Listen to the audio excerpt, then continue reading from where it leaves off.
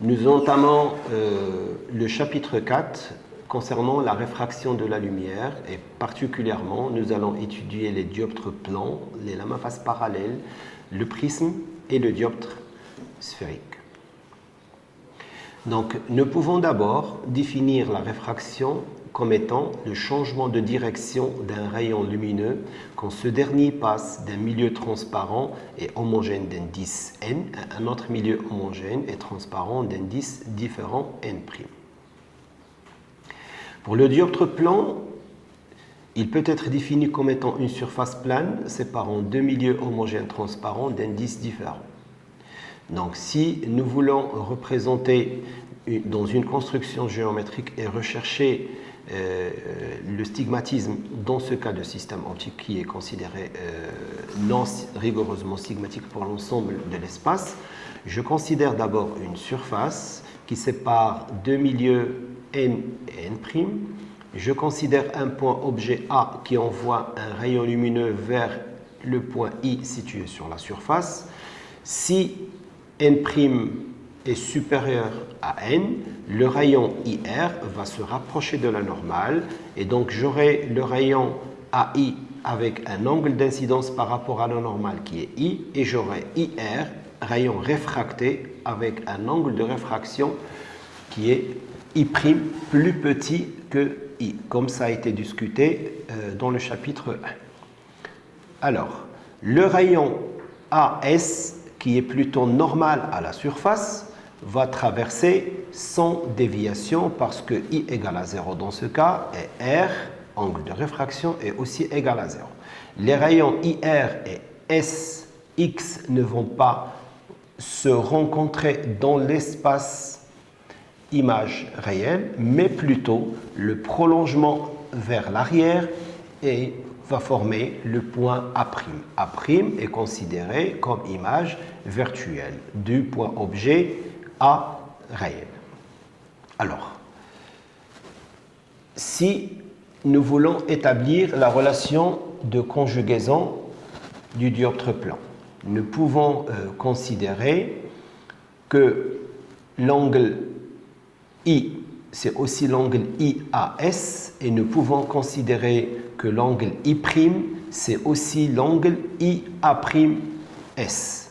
Nous pouvons écrire, d'après ça, que SI est égal à SA tangente de I, mais c'est aussi SA' tangente de I'. Donc, SA' égale à SA tangente de I sur tangente de I'. Ça veut dire que SA', c'est la position de l'image par rapport à la surface, c'est une fonction qui dépend de l'angle d'incidence. Et dans ce cas, si I varie, la position de l'image varie. Et on ne peut pas avoir le stigmatisme parfait. C'est pour cette raison que nous allons encore définir les conditions d'approximation de Gauss pour essayer d'établir une relation dans le cas du stigmatisme approché pour trouver une relation de conjugaison qui va représenter le dioptre plan. Cependant, nous pouvons aussi parler de certains cas particuliers. Si le point objet se trouve sur la surface, alors le point objet aura sa propre image. Et nous pouvons confirmer que tous les points qui se trouvent sur la surface sont en effet des points qui sont rigoureusement stigmatiques parce que l'objet et l'image sont sur la surface. Deuxièmement, si les points objets se trouvent à l'infini, ils seront réfractés et leurs images vont aussi être à l'infini et nous pouvons aussi considérer un deuxième cas de stigmatisme rigoureux pour le dioptre plan, ce sont les points qui sont à l'infini. Donc en conclusion, le dioptre plan n'est pas un système rigoureusement stigmatique, sauf pour deux cas, les points qui sont sur sa surface et les points qui sont situés à l'infini. Donc, comme on peut le voir sur les deux figures suivantes. Je reviendrai sur la relation de conjugaison et je vais partir de la relation SA' égale SA fois tangente de I sur tangente de I' et je vais remplacer la tangente par sinus sur cosinus dans les deux cas. J'aurai la relation suivante, SA' égale à SA fois n' cosinus I' sur n cosinus de I, parce que la relation sinus de I', en effet, est égale à n' cosinus I' si j'utilise la loi de Descartes entre deux milieux d'indice n et n'. Et la formule sinus de I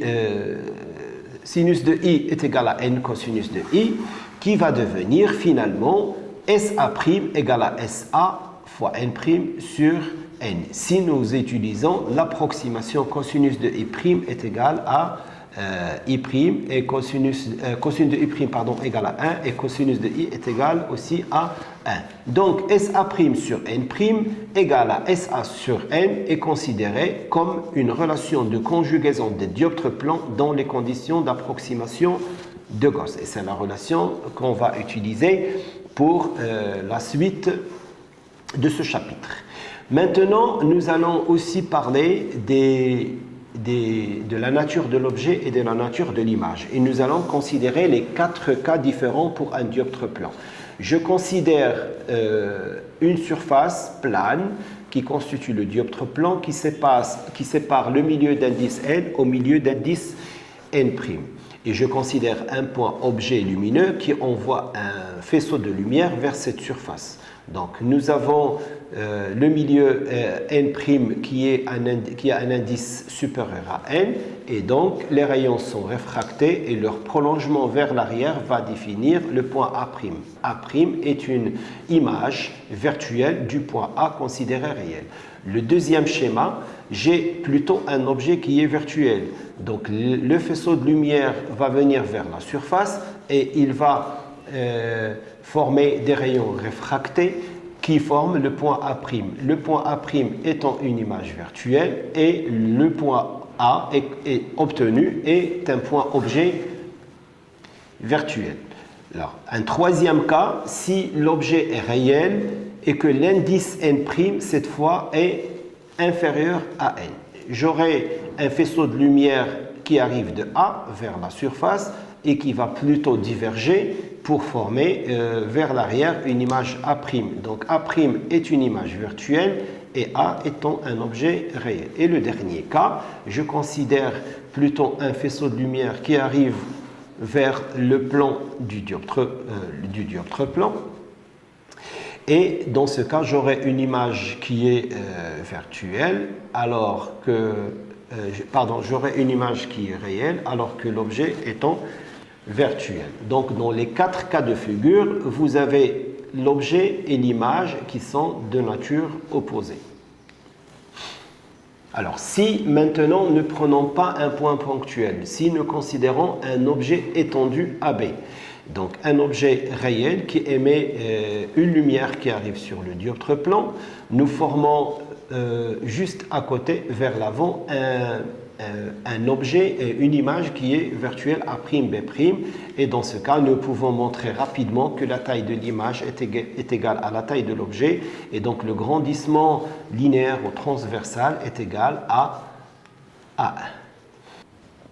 Bien, nous allons passer à une application des dioptres plans et nous allons considérer une lame à face parallèle d'épaisseur E d'indice n qui plonge dans un milieu qui est l'air.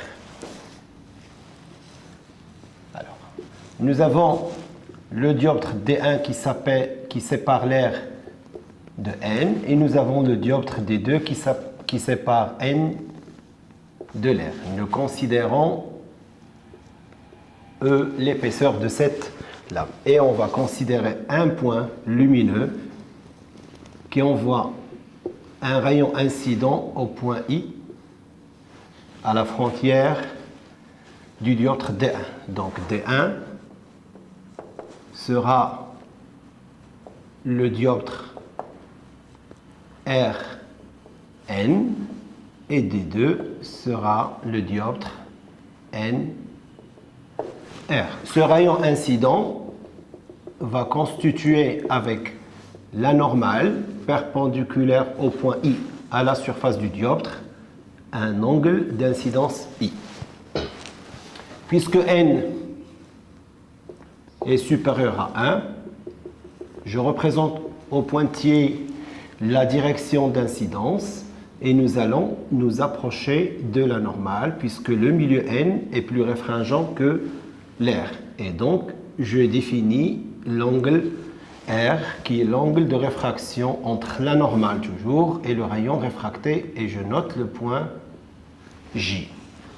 Sur la face D2, je retrace la normale, et donc je passe d'un milieu d'indice N vers l'air, et je vais m'éloigner de la normale une autre fois. Et j'appelle cet angle l'angle I', toujours par rapport à ma normale.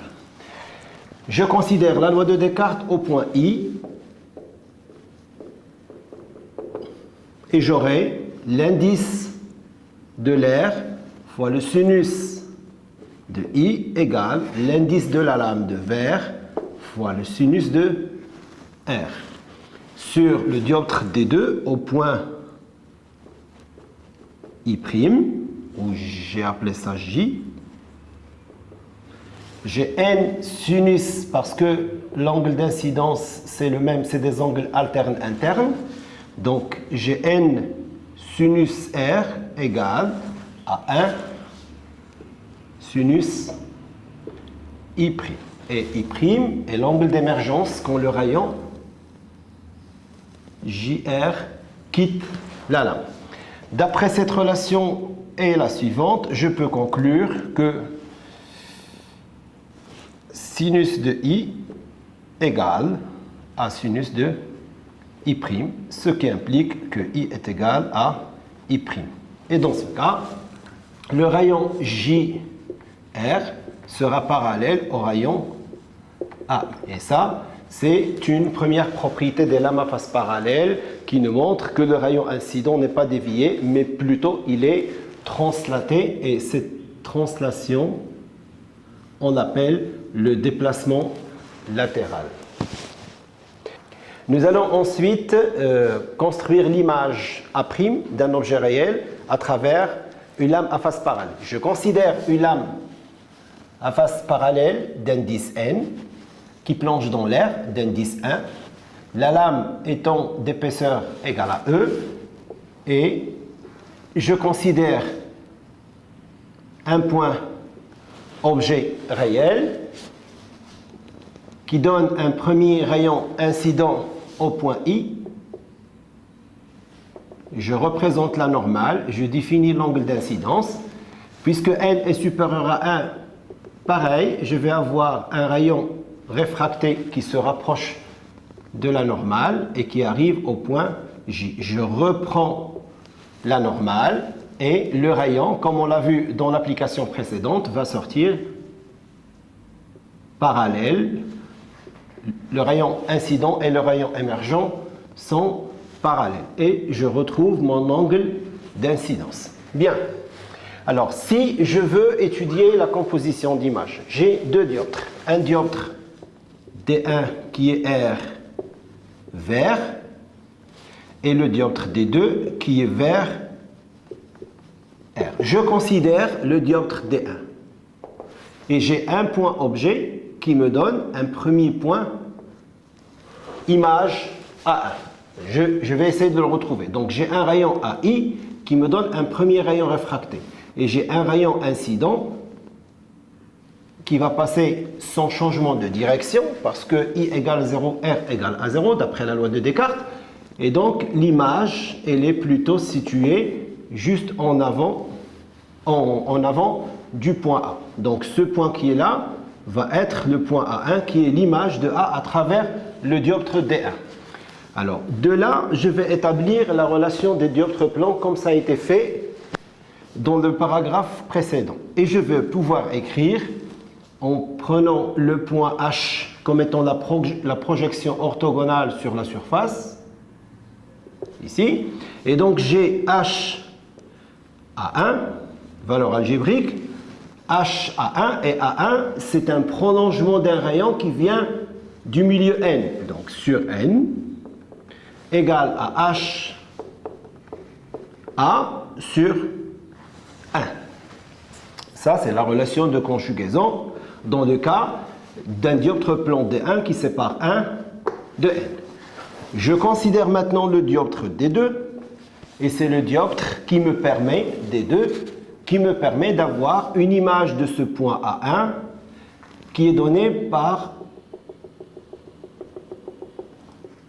le rayon JR. Et ce point-là va être l'image finale à travers la lame à face parallèle et qui est issue de ce dioptre D2. Donc, le rayon AI est réfracté pour donner une image A1. Le rayon IJ est réfracté pour donner une image finale A'. Alors, j'applique la relation de conjugaison pareil. Je vais avoir A1 comme objet. Ici, c'est D1. Et là, c'est D2 qui me donne une image finale. Et je vais considérer un deuxième point H', c'est la projection orthogonale sur la face D2 du dioptre plan. Et je vais avoir H', A', image finale. Donc H', A'. Ce point A', c'est le prolongement d'un rayon qui arrive d'un milieu d'indice 1. Donc sur 1 égale à H' A1, qui est considéré comme étant l'objet, sur N. Et c'est la deuxième relation de conjugaison. Donc nous avons HA1 sur N égale à HA sur 1, et nous avons H'A' sur 1 égale à H'A1 sur N. Alors des deux relations, je vais chercher la position de l'image A'. Donc A', c'est cette distance qui est là. Alors, A', d'après la relation de Schall, est égal à AH plus H', plus H', A'. Sachant que H' est égal à l'épaisseur E. Je vais avoir E dans mon expression. Et AH, d'après cette expression, est égal à AH est égal à A1H sur N. Donc égal à A1H sur N plus, toujours valeur algébrique, plus E, plus H', A' est égal à H'A1 sur N. H'A1 sur N. Donc je vais avoir E plus 1 sur N facteur de A1H plus H'A.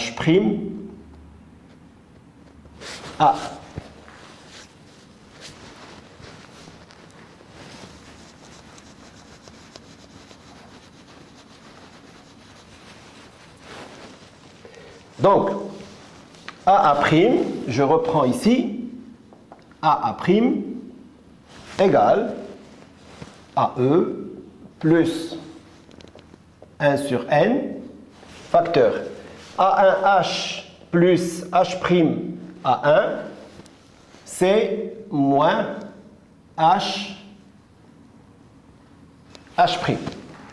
Si j'utilise toujours la relation de Schall. Et donc, j'aurai A' égale à E plus, plutôt moins 1 sur N fois E. Et dans ce cas, je peux factoriser par E et j'aurai 1 moins 1 sur N. Et donc, la position de l'image est donnée à A' égale à E, l'épaisseur de la lame, facteur de 1 moins 1 sur N. Nous allons reprendre le prisme et établir les 4 formules du prisme que nous connaissons et qui ont été présentées dans le cours. Donc, je considère un prisme d'indice N avec un angle A au sommet, la base. Je considère un point lumineux qui arrive sur le point I, sur la surface du premier dioptre D1. Ça, c'est le deuxième dioptre D2 avec un angle I. Puisque la lumière passe d'un milieu moins réfringent vers un milieu plus réfringent, ça, c'est la direction d'incidence, je vais m'approcher de la normale et je vais définir un angle qui s'appelle R. C'est l'angle de réfraction. Et IJ, ça va être le rayon réfracté. Même chose, je vais définir la deuxième normale sur la surface des deux et je vais repérer cet angle par I'. Et puisque je passe d'un milieu d'indice plus élevé vers l'air, je vais m'éloigner de la normale et je vérifie la propriété des prismes qui permet de ramener la lumière vers sa base. Et je définis I'. Alors, nous avons pour ce prisme la première loi de Descartes sur le dioptre D1. Donc, en D1, je peux écrire que 1 sinus de I égale N sinus de R. Et ça va être la première loi. Sinus de I égale N sinus de R. Pour le dioptre D2, sur la deuxième face, j'ai au point I N sinus R' étant l'incidence sur la deuxième face par rapport à la normale, égale à 1 sinus I'. Il reste deux autres relations et concernent les angles. Je considère le triangle, je définis le point K qui est là. Je considère le triangle I, J et K. Et je vais regarder les angles R, R' et cet angle qui est là. Je vais le repérer en rouge. Et je vais devoir écrire que R plus R' plus l'angle qui est là, c'est tout l'angle plat, c'est pi, moins cet angle qui est là. Et cet angle qui est là n'est autre que l'angle A. Donc c'est plus pi moins A égale, ce sont des angles égales à pi. Je simplifie par pi et je déduis A égale R plus R'. Et je vais noter la troisième relation qui est A égale R plus R'. Bien. Donc, première relation, deuxième relation, troisième relation, et il reste la quatrième relation. La quatrième relation va concerner cette fois la déviation du prisme. Et la déviation du prisme, c'est cet angle qui est là. Ça s'appelle D, et c'est égal à la déviation sur la face D1 plus la déviation sur la face D2. Donc, je vais noter D1 plus D2. La déviation sur D1, c'est cet angle d'incidence moins l'angle de réfraction. Donc, D1, c'est I moins R. Et la déviation sur la face D2, c'est cet angle I' moins R'. Et donc, je peux faire D, c'est déviation, égale à I plus I' moins R plus R'. Sachant que R plus R' est égal à l'angle A, j'aurai I plus I' moins l'angle A, et ça va être la quatrième relation du prisme que je vais noter ici. Quatrième relation, la déviation est égale à I plus I' moins l'angle A. Et ainsi, nous avons établi les quatre relations du prisme. Alors, je voudrais juste rappeler que le prisme permet aussi la dispersion de la lumière au cas où le rayon incident est composé d'une lumière blanche. Nous verrons apparaître sur un écran à la sortie un spectre de lumière discontinu et qui représente le spectre de la lumière composé de plusieurs couleurs si la lumière incidente est une lumière blanche. Nous pouvons aussi montrer que l'indice de réfraction est égal à A plus B sur lambda carré. C'est ce qu'on appelle la relation de Cauchy, qui montre que l'indice de réfraction d'un milieu n'est pas une constante, plutôt elle dépend de la valeur de la longueur d'onde.